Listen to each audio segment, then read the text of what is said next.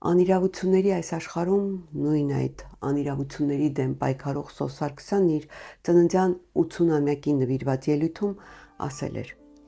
«Առանց Դոն Քիշոտների կյանքը կդառնա գորշ, անհետաքրքիր։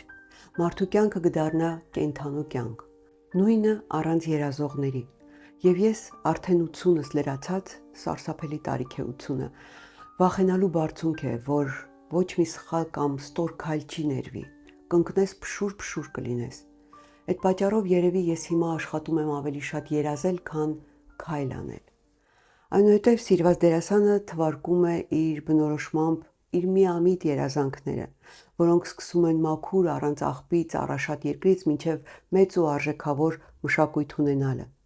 Երազանքներից վերջինները մեջբերեմ ամբողջությամբ։ Սոս Սարգսյանը գրում է. «Ես երազում եմ, որ ինչ էլ լինի, մենք չմոռանանք, որ թուրքերը 500 տարի ուզում են մեզ վերացնել։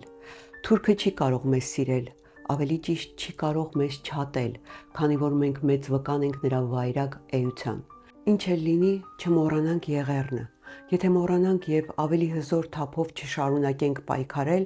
որ թուրքերը ընդունեն իրենց անմարդկային արարքը, ազգերը, ցեղերը, պետությունները մեզ կարհամարեն։ Ես երազում եմ գիտակցենք, որ արյունով հետ բերած Արցախի տարածքներից մի թիզ անգամ չենք կարող վերադարձնել թշնամուն, այլապես մեզ վրա կծիծաղեն։ Ես միշտ հավատացել եմ հայոց հանճարին ու շարունակում եմ հավատալ։ Երազենք։ Ուրեմն եթե բոլորս երազենք, եթե պինդ երազենք, ապա իրականություն կդառնա մեր երազանքը»։